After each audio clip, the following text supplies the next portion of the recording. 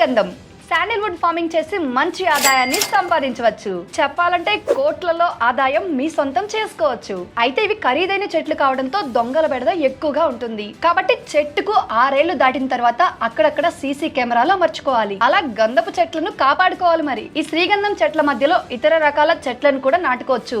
ఇది ఈ పంటకు చాలా హెల్ప్ అవుతుంది. మొక్క నాటిన 12 నుంచి 15 ఏళ్లకు చెట్లు కోతకొస్తాయి. ఒక్కో చెట్టు నుంచి కనీసం సగటున 15 నుంచి 20 కిలోల మంచి గంధపు చెక్క వస్తుంది.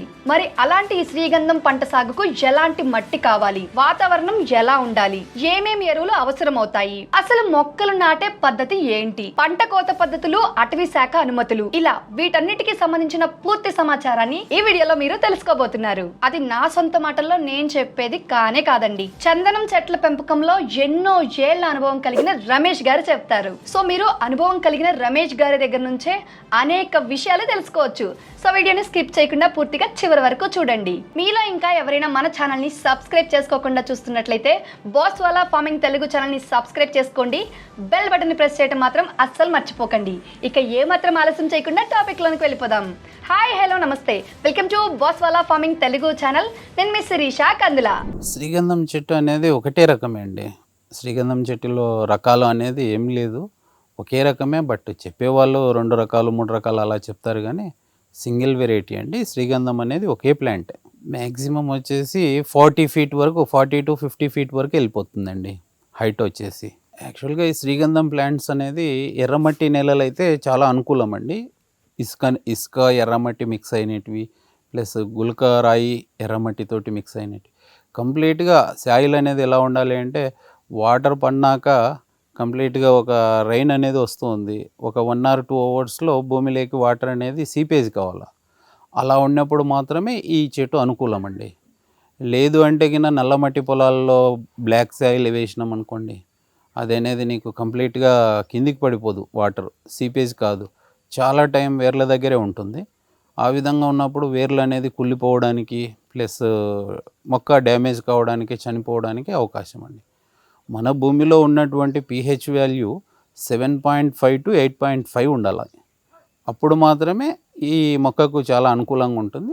సాయిల్ వచ్చేసేసి మనకు గులకరాళ్ళతోటి మిక్స్ అయ్యి ఎర్రమట్టి, రెడ్ సాయిల్ చాలా అనుకూలం. బట్ ఈ నల్లమట్టి నేలలో అంత అనుకూలం కాదు అని చెప్పేసి సైంటిస్టులు కిందండి. అందుకని చెప్పేసి మా పొలం వచ్చేసేసి కంప్లీట్గా గులకరాళ్ళతోటి రెడ్ సాయిల్ మిక్స్ అయి ఉంటుంది. దానికోసం అని చెప్పేసి మేము ఈ ప్లాంట్లను సెలెక్ట్ చేసాం. బట్ ఇది వేప చెట్టు, కానుగ చెట్టు మిగతా పొలాల్లో, అన్ని పొలాల్లో ఇది బతుకుతుందండి. నల్లమట్టి పొలాల్లో మాత్రమే సూటబుల్ కాదని చెప్పి. మన రాష్ట్రంలో వచ్చేసేసి ఇక్కడ రాయలసీమ అంతా కంప్లీషన్గా బాగుంటుందండి. మరి ప్రకాశం డిస్టిక్ కూడా బెస్ట్గా ఉంటుంది. కోస్తా సైడ్ కొద్దిగా వాటర్ అనేది చాలా రైన్స్ ఎక్కువ రావడము, సాయిల్ వచ్చేసి నీకు బ్లాక్ అనేది ఎక్కువ ఉంటుంది, మ్యాచర్ అనేది కంప్లీషన్గా సీపేజ్ కాదు. అటువంటి ప్లేసెస్లో సూటబుల్ కాదు అన్నట్టు. మన రాయలసీమ అనేది చాలా బాగుంటుంది మొక్క గ్రోత్. కానీ నెక్స్ట్ విజయనగరం అయినా బెటరే. ఆ విధంగా కొన్ని ఒక 2-3 డిస్టిక్స్ మినహాయించి మిగతా డిస్టిక్స్ అంతా సూటబుల్గా ఉంటుందండి ఈ ప్లాంటేషన్ గ్రోతింగ్కి. సాయిల్ అనేది ఎక్సలెంట్గా ఉండాలి. మనకు బ్లాక్ సాయిల్లో వేయకపోవడమే మంచిది. ఎందుకంటే వన్స్ రైతు వేసినాక అది గ్రోతింగ్ అనేది ఉంటుంది, కానీ హార్ట్ వుడ్ అనేది కూడా అంత డెవలప్ కాదని చెప్పేసి అంటున్నారు సైంటిస్టులు. బట్ ర్యాక్ నేలలు అనేది కొద్దిగా రెడ్ సాయిల్ అనేది చాలా సూటబుల్ అని చెప్పేసి మాకుండే ఇన్ఫర్మేషన్ అండి. తెలంగాణలో వచ్చేసి ఆల్మోస్ట్ ఆల్ 80% డిస్టిక్స్లో అవైలబిలిటీ ఉంది. మనకు ఓన్లీ ఇక్కడ ఏదైనా మాగాన్లు, వాటర్ మైచర్ ఎక్కువ ఉండే ఏరియాలో మాత్రమే మినహాయించి మిగిలిన బోర్ల దగ్గర కానీ, బావుల దగ్గర కానీ చాలా బాగా పనిచేస్తుంది. ఈ మొక్క అనేది మనకు సౌత్ ఇండియాలోనే ద బెస్ట్ గ్రోతింగ్ వస్తుంది. దాంట్లో మన ఏపీ, తెలంగాణ, కర్ణాటక, తమిళనాడు స్టేట్లలో చాలా గ్రోత్ ఉంది. అంటే వాటిలో వచ్చి ఆయిల్ పర్సెంటేజ్ కానీ 6.5 వరకు వస్తుంది. ప్లస్ హార్ట్ వుడ్ కూడా అలాగే ఉంటుంది, చాలా గ్రోతింగ్ ఉంటుంది అని చెప్పేసి మనకు వచ్చిన ముందు కటింగ్ చేసిన రైతుల నుంచి వచ్చిన ఇన్ఫర్మేషన్ కూడా అలాగే ఉందండి.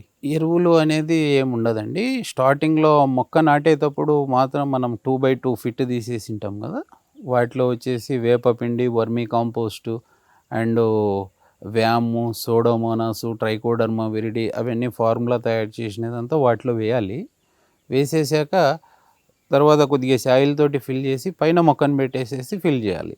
ఆ విధంగా చేస్తే ఏమవుతుందంటే మరి దాని తర్వాత 6 మంత్స్కి వన్స్ 6 మంత్స్ 6 మనం ప్రతి చెట్టుకు 1/2 kg 1 kg వర్మీ కాంపోస్ట్ కానీ మన పేడ కానీ డ్రై అయిన పేడని తీసుకునేసి ప్రతి చెట్టుకి ఇస్తూ ఉంటే బాగా ప్లాంట్ అనేది చాలా గ్రోత్ అవుతుంది.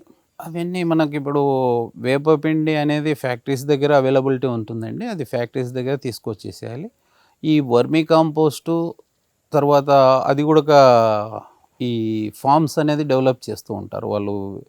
మన అర్త్ బాంబ్స్ నుంచి ఎర్రల నుంచి తీసేసి దాన్ని డెవలప్మెంట్ చేసి ఉంటారు. ఒక 40 kgs బ్యాగ్ వచ్చేసి 280 రూపీస్ పడుతుందండి. అది ఒకటి తీసుకొనేసి మిక్స్ చేసేసుకొని ట్రైకోడర్మా విరిడి, సోడోమోనాస్ అనేది మన గవర్నమెంట్ దీంట్లోనే దొరుకుతుందండి. వాటిని కేజీ ప్యాకింగ్ అనేది వస్తుంది. ఆ కేజీ ప్యాకింగ్స్ అవి తీసుకొచ్చి దీంట్లో వేయాలి. తర్వాత వ్యామ్ అనేది మన ప్రైవేట్ షాప్స్లో అవైలబిలిటీ ఉంటుంది.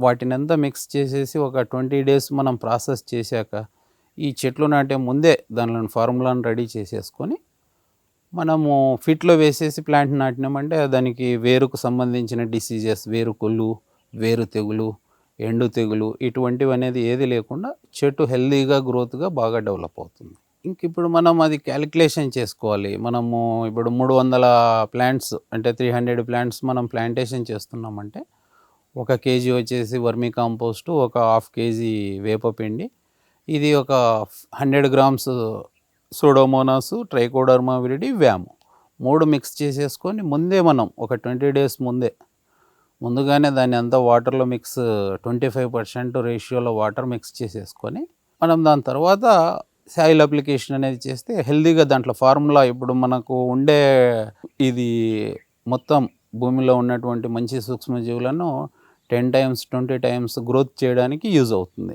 ఇది వేయడం వల్ల.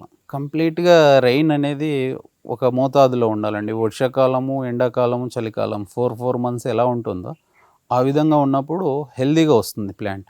కంప్లీట్గా రెయిన్ కుర్చే ఏరియాలో కానీ రెయిన్ పడే ప్రాంతాల్లో కానీ అంత సూటబుల్ కాదు ఈ వాతావరణానికి. అన్ని సీజన్లు ఉన్నప్పుడు మాత్రమే అనుకూలంగా గ్రోత్గా వస్తుంది. దీనికే ఇప్పుడు ఇన్ని కంట్రీస్ 180 కంట్రీస్ ఉన్నాయి మనకి. 180 కంట్రీస్లో ఈ ప్లాంట్ సూట్ కాలేదు అంటే సెట్ కాలేదు. ఓన్లీ 8 కంట్రీస్లో మాత్రమే సెట్ అయింది క్లైమేట్ కానీ సాయిల్ కానీ ఈ విధంగా. దాంట్లో మన ఇండియాలో వచ్చేసి సౌత్ ఇండియా అనేది నెంబర్ 1 ప్లేస్ అండి. నెక్స్ట్ ప్లేస్ వచ్చేసి ఆస్ట్రేలియా ఉంది మనకి. దాని తర్వాత చిన్న చిన్న దేశాలు అనేది ఉన్నాయి. బెస్ట్గా వచ్చేది ఈ 8 కంట్రీస్లోనే గ్రోత్ అవుతుంది. రిక్వైర్మెంట్ అయితే అన్ని కంట్రీస్ ఈ హార్ట్ వుడ్ అనేది యూజింగ్ అందరు చేస్తున్నారు. బట్ ప్లాంటేషన్ గ్రోతింగ్ ఓన్లీ 8 కంట్రీస్లోనే ఉంది. అందుకని చెప్పేసి వస్తువుకు డిమాండ్ అనేది ఎప్పుడు వస్తుంది, తక్కువ వచ్చినప్పుడు దాని రా మెటీరియల్ డిమాండ్ అనేది సప్లై ఎక్కువ ఉందండి. దానికోసం ఇది చాలా కాస్ట్లీ వుడ్ అన్నట్టు. ఒక మోతాదులో ఉండొచ్చండి. 45-46 degrees వచ్చినా నో ప్రాబ్లం, సర్వేల్ అవుతుంది ప్లాంట్. లీస్ట్ వచ్చేసి మనకు 27-26 ఆ రేంజ్లో ఉన్న ప్రాబ్లం ఏముండదు. హైయెస్ట్ 46-47 ఉన్నా నో ప్రాబ్లం. ఇంకా మన ఏరియా ఎందుకు సూటబుల్ అయిందంటే క్లైమేట్ పరంగా, నెక్స్ట్ వచ్చేసి సాయిల్ పరంగా 2 సెట్ అయినందుకు మాత్రమే ఈ ప్లాంట్ గ్రోత్ అవుతుంది. ప్లానింగ్ అనేది ఏమి ఉండదండి. యాక్చువల్గా 1 ఎకరా పొలంలో మనం ప్లాంటేషన్ చేయాలి అంటే దానికి ఫస్ట్ మెజర్మెంట్ అనేది మనం ఫిక్స్ కావాలి. కంప్లీట్గా శ్రీగంధమే కంప్లీట్గా వెళ్దామా, లేదు ఒక హార్టికల్చర్ తోటి వెళ్దామా, పళ్ళ తోటలు లైక్ దానిమ్మ, సపోటా ఈ విధంగా కలిపి నాటుకోవాలా అని చెప్పేసి ఒక ప్లానింగ్ సెట్ చేసుకోవాలి. ఆ విధంగా వెళ్ళేటప్పుడు ఏమవుతుందంటే మేము ప్రజెంట్గా మినిమం మనకు సైంటిస్టులు ఇచ్చిన ఇన్ఫర్మేషను, డిపార్ట్మెంట్ వాళ్ళు చెప్పేది మినిమం కంప్లీట్గా శ్రీగంధం ప్లాంట్సే 1 ఎకరా పొలంలో నాటాలి అంటే 10 feet by 10 feet, plant to plant 10 feet ఉండాలి, రో టు రో అనేది 10 feet ఉండాలి. ఈ రేషియోలో ప్లాంటేషన్ అనేది ఆ విధంగా చేయొచ్చు. నెక్స్ట్ లేదు మనము ఒక పళ్ళ తోటలు దానిమ్మ, సపోటా, నిమ్మ, బత్తాయి ఈ విధంగా నాటుకొని కలుపుకొనేసి నాటాలి, మనకు అంతర పంటల నుంచి ఆదాయం రావాలి, 15 సంవత్సరాల వరకు శ్రీగంధం నుంచి ఆదాయం రావాలి అని చెప్పేసి అనుకుంటే ఒక 10 feetకు ఒక ప్లాంట్ శ్రీగంధము, మరొక ప్లాంట్ వచ్చేసి దానిమ్మ, ఈ రేషియోలో ప్లాంటేషన్ చేసుకుంటూ పోతే 180 plants నియర్ బై 1 acre పడుతుందండి. నెక్స్ట్ దీనికి హోస్ట్ ప్లాంట్ అని చెప్పేసి వస్తూ ఉంది. కంప్లీట్‌గా 2-2.5 ఫీట్ దగ్గరలో మాత్రమే మన క్యాషురినా అంటే సరుగుడు ప్లాంట్‌ని వేయాలి. ఇది మ్యాక్సిమం 6 ఇయర్స్ టు 6 ఇయర్స్ వరకు వస్తుందని చెప్పేసి అంటున్నారు. అంటే దానికి హోస్ట్‌గా మనకు ఫీడింగ్ ఇవ్వడానికి ఈ ప్లాంట్.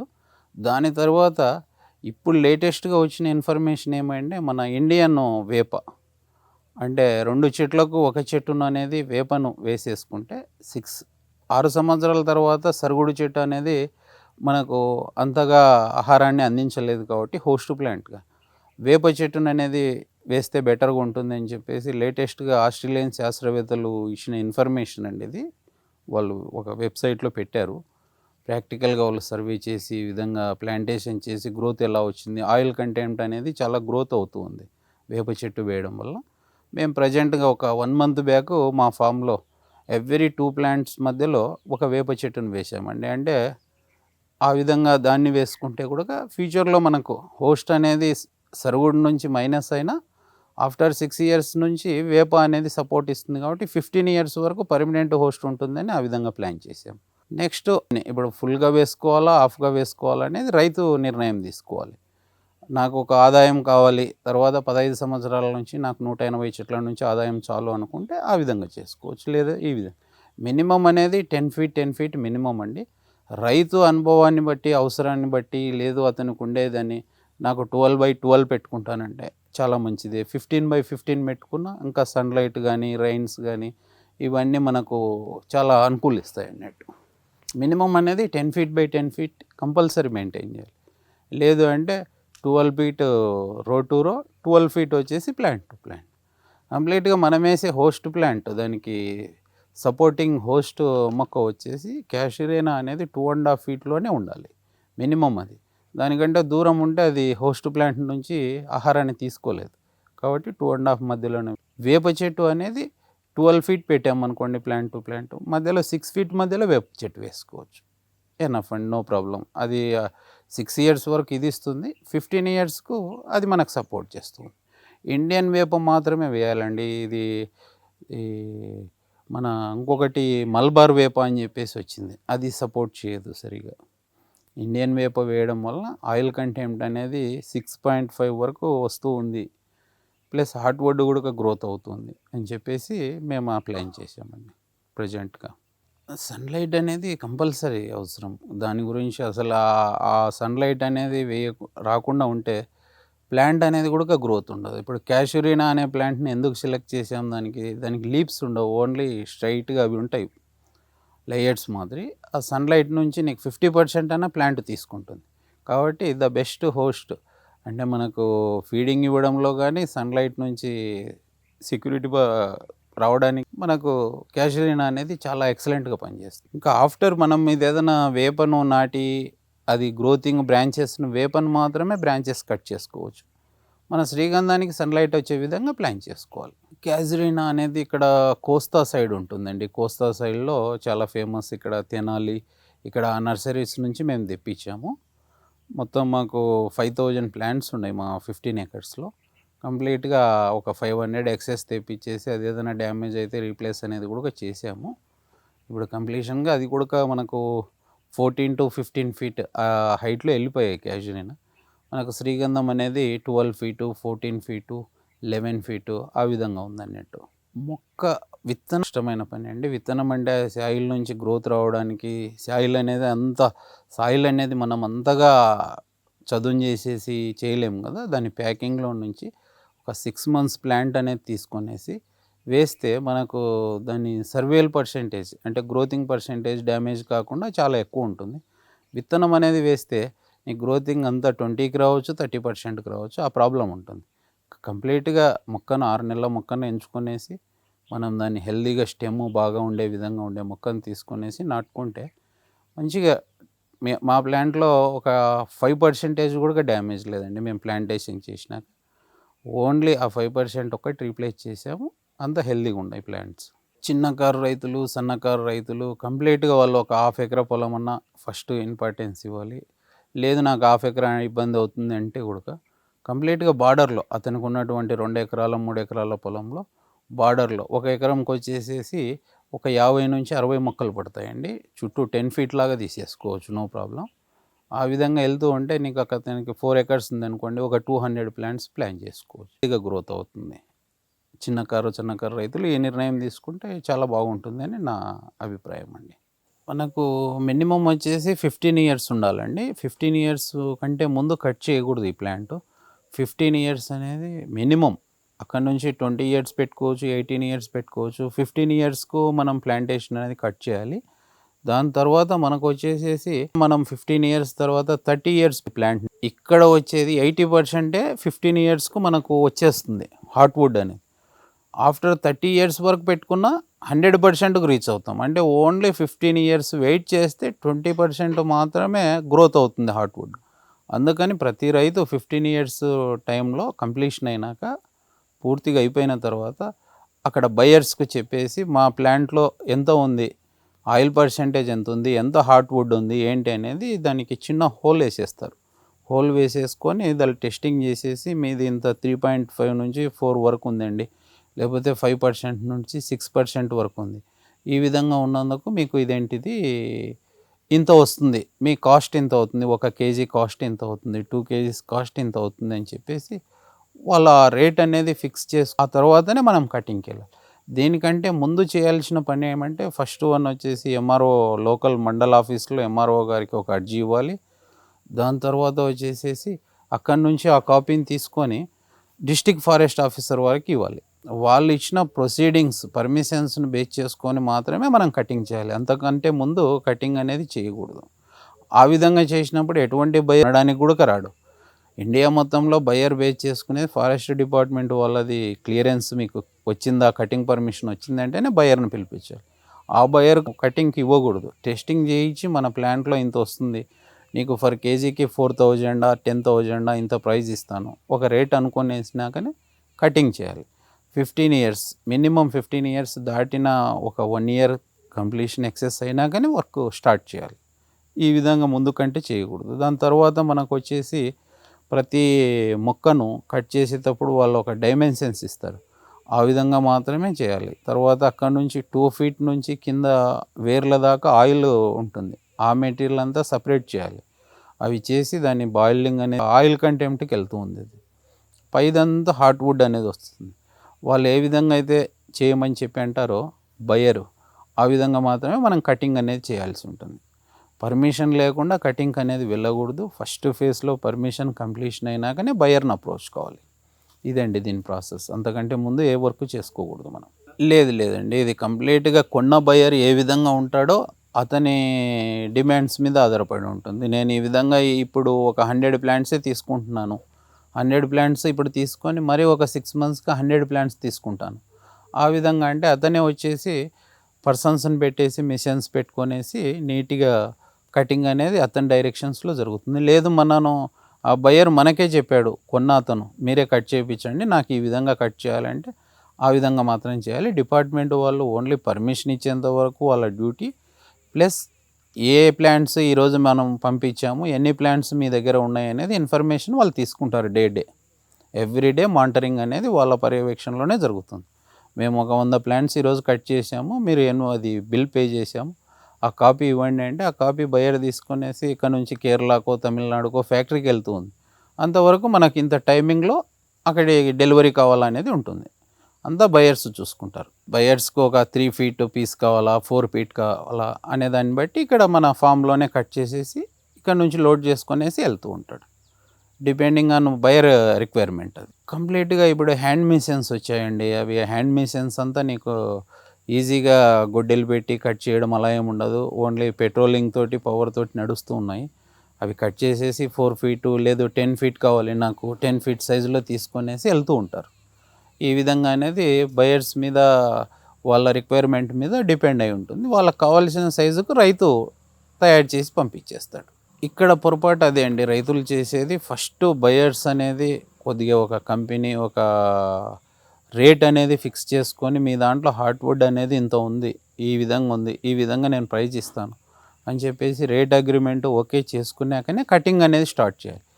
మనం ఊరికే వాళ్ళు ఓరల్గా చెప్పారు, రిటర్న్గా అగ్రిమెంట్ అనేది జరగలేదు మీకు, అప్పుడు కట్ చేసినప్పుడు అతను ఈజీగా సైడ్ కావడానికి ఎస్కేప్ కావడానికి ఛాన్సెస్ ఉంటుంది. మ్యూచువల్ అగ్రిమెంట్ అనేది ఒకటి ఎంటర్ అయినాకనే మనం ప్లాంట్లో కట్ చేయాలి. అతను ఇంత హార్డ్ వుడ్ ఉందండి మీ దాంట్లో, ఇంత ఆయిల్ పర్సెంటేజ్ ఉంది, మేము ఈ విధంగా మీకు ఒక 10,000 రూపీస్ ఫర్ కేజీకి ఇస్తాము అంటే అప్పుడు కట్ చేయాలి. ఫర్ లీటర్ ఆయిల్కి వచ్చేసి ఇంత ఇస్తాము అంటే అది కట్ చేయాలి.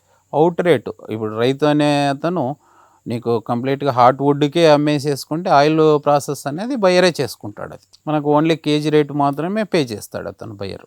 మెయిన్ వచ్చేసి ఒక స్టెమ్ బోరర్ అనేది వస్తుందండి. స్టెమ్ బోరర్ అంటే మనకు ప్లాంట్కి వచ్చేసి ఒక 1 ఫీట్ 2 ఫీట్ డిస్టెన్స్లో ఆ పురుగు అనేది వచ్చేసేసి హోల్ పెట్టేసి లోపల ఉండే హార్ట్ వుడ్నంతా తింటూ ఉంది. అప్పుడు మనం కంప్లీట్గా ఆ చెట్టు దగ్గర నుంచి కింద అనేది ఒకటి పౌడర్ లాగా వచ్చేస్తుంది. ఈ ప్రతి దినము మనం ప్రతి చెట్టును ఒక పొలం 10 ఎకరాలు ఉంది అనుకోండి, ఆ 10 ఎకరాల్లో 5 ఎకరాలు ఈరోజు చూసి 5 ఎకరాలను రేపటి రోజున చూసుకునే విధంగా ఉండాలి. అందుకనే మనం కలుపు లేకుండా చెట్టు కాండం దగ్గర నీట్గా ఉండడం. ఇది 4 ఇయర్స్ వరకు ఉధృతిగా ఉంటుందండి. దాని తర్వాత 4 ఇయర్స్ కంప్లీషన్ అయినాక పర్సెంటేజ్ 6 ఇయర్స్కు ఒక 30%, 10 ఇయర్స్కు 80% తగ్గిపోతూ ఉంటుంది. ఓన్లీ 4 ఇయర్స్ వరకు మాత్రమే ప్లాంట్స్ను ఆ స్టెమ్ బోరర్స్ నుంచి మనము సక్సెస్ చేయగలిగితే ప్లాంట్ అనేది గ్రోత్ అవుతుంది. మనం కంప్లీట్గా దానిలో నాటాము వదిలిపెట్టాము అంటే 4 సంవత్సరాల వరకు ఏం పట్టించుకోలేదు అంటే గిన ఒకేసారి అది మొత్తం ప్రతి చెట్టు ఒక 180 నుంచి 200 గుడ్లు దాకా పెడుతూ ఉంది చెట్టు కాండానికి. అవి ప్రతిదీ ఒక పురుగులాగా తయారైనప్పుడు మొత్తం మన పొలంలో ఉండే ప్లాంట్స్ కంటే పురుగులే ఎక్కువైపోతాయి. వాటిని వచ్చింది ఎమ్మడే డిసీజెస్, ఈరోజు వచ్చింది హోల్ పెట్టింది ఎమ్మడే మనం దాన్ని ఇంజెక్షన్ చేసేసుకొని క్లోరిపైపస్ మందును దాంట్లోకి వదిలేసేసి సేఫ్టీగా దాన్ని కాటన్ పెట్టి హోల్ను మూసేసేసుకొని తర్వాత నల్లమట్టితోటో లేకపోతే బంకమట్టితోటో కప్పి పెట్టేస్తే అది సక్సెస్గా ఆ ప్లాంట్ అనేది బతికిపోతుంది. లేదు మనం పట్టించుకోలేదు ఏం చేయలేదంటే అంతా చనిపోతూ ఉంది మొక్కని కంప్లీట్గా. సో చూసారు కదా, శాండిల్వుడ్ ఫార్మింగ్ లో ఎలాంటి వాతావరణం కావాలి, ఎలాంటి మట్టి అవసరం అవుతుంది, అసలు మొక్కలు నాటుకునే పద్ధతి ఏంటి, దీని గురించి తెలుసుకున్నారు కదా. ఇప్పుడు మీరు తెలుసుకున్నది కొంత సమాచారం మాత్రమే, ఓన్లీ 3 మాడ్యూల్స్ అండి.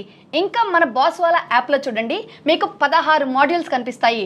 ఇక్కడ మీరు A to Z ఇన్ఫర్మేషన్ ని నేర్చుకుంటారు, అది కూడా అనుభవజ్ఞులైన రమేష్ గారి దగ్గర నుంచి. సో ఇక ఏ మాత్రం ఆలస్యం చేయకుండా మీరు గనక శ్రీగంధం సాగు చేయాలి అనుకుంటే ఇప్పుడే బాస్ వాళ్ళ యాప్ ని డౌన్లోడ్ చేసుకోండి. లింక్ బయోలో ఇంకా డిస్క్రిప్షన్ లో ఇస్తాను. బాస్ వాళ్ళ యాప్ లో శాండిల్వుడ్ ఫార్మింగ్ మాత్రమే కాదండి, వ్యవసాయం, వ్యాపారం, పర్సనల్ ఫైనాన్స్ కి సంబంధించిన బోలెడన్ని ఇన్ఫర్మేటివ్ వీడియోస్ ఉన్నాయి, అది కూడా కోర్స్ రూపంలో. మీరు ప్రతి దాని గురించి A to Z ఇన్ఫర్మేషన్ ని నేర్చుకోవచ్చు. ఈ యాప్ లో నాకు నచ్చిన మరియు మీకు నచ్చబోయే బెస్ట్ ఫీచర్, మంచి ఫీచర్ ఏంటి అంటే ఎక్స్పర్ట్ కనెక్ట్ అనే ఆప్షన్. ఈ ఆప్షన్తో మీరు కోర్స్ చూసిన తర్వాత మీకు డౌట్ ఉంటే ఎక్స్పర్ట్ కనెక్ట్ అనే ఆప్షన్తో సదరు మెంటార్తో కనెక్ట్ అయ్యి మీకు వచ్చిన ప్రతి చిన్న డౌట్ని కూడా క్లియర్ చేసుకోవచ్చు.